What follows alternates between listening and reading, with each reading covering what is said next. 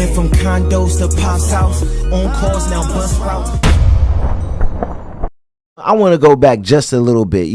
I wanted to just bring up and mention, you also had the honor to work with the late great Chad Boseman in 2019 on 21 Bridges, where you played the younger version of Chad's character. How did that come about? How did you get that opportunity, and what was it like working with Chad?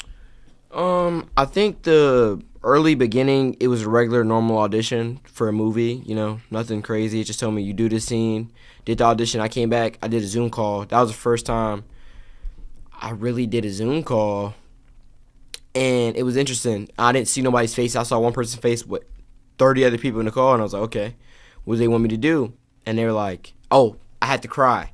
So my audition, I cried. Like, I really shed tears, real tears, and I got the call back, and I shed tears on the Zoom call, like normal, full, natural tears. And they're like, you got it. Like, on the Zoom call, I'm in my room on my desk, and they're like, hey, congrats, you got it. I was like, wow. I was like, okay. And I didn't know who I was working with at the time, and I just knew it was a movie. And then they told me it was Chadwick. I was like, Black Panther? I was like, no way. I was so happy. I was so stoked. But I didn't know I was working with him, because I wasn't supposed to work with him at all. I was younger version.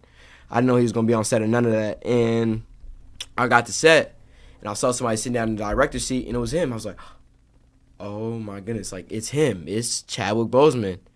And I sat down, and the first day I worked, I was in the church talking to him, chopping it up about cars, because I love cars as well. And he was like, oh, I got these cars, I was this cars. I was like, okay, that's cool. When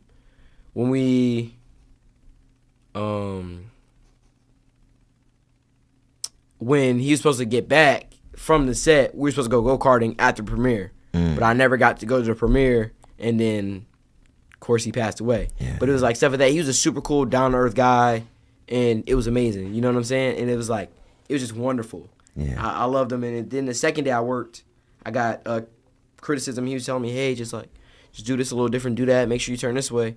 I said, yes, sir, I got you. And then I guess he was like super like astonished or shocked that I followed every single thing he said, and I perfected it like perfectly on what he said. He was like, good. He was like, I just wanted to see if you really follow directions. I was like, yes, sir, I got you. I'm gonna follow directions and stay on this set.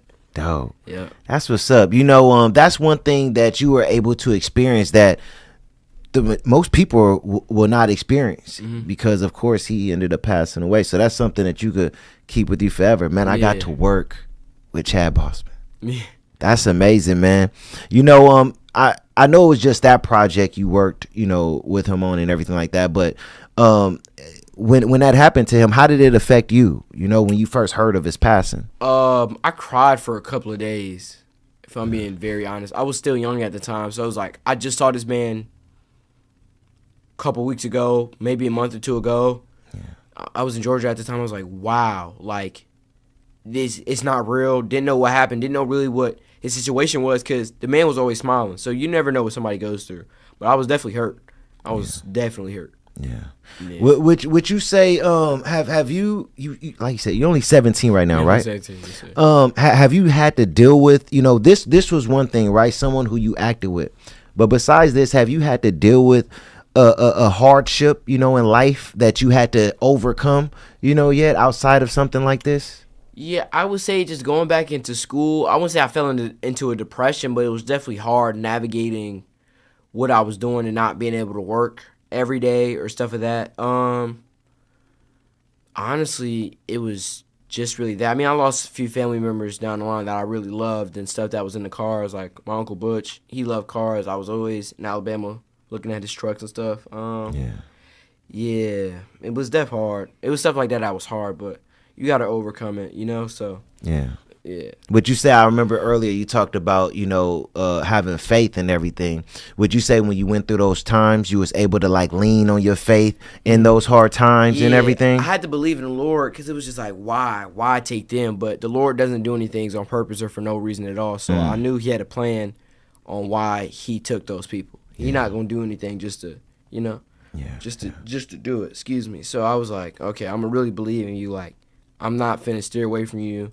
I'm going to really believe in, I trust you. Yeah. Man, you very mature for your age, man. You Thank know, you, it thank takes a lot of people, most people, a long time to really get to that place. You know, even if they say, yeah, I believe in God, to get to a place where they like, okay, I have trust and faith in God. And if I go through a hard time in my life, I'm going to turn to him. I'm not going to just, you know, deal with the anger in a way where it start making me feel depressed and lonely and sad. And I go out there and do something that I shouldn't be doing. You like, nah, I'm going to give it all to him. Yes, sir. You know, and for you to understand that at 17, that's big. That's big, man. You ahead of the game. I'm letting you know that right now. Yes, sir. You way ahead of the game.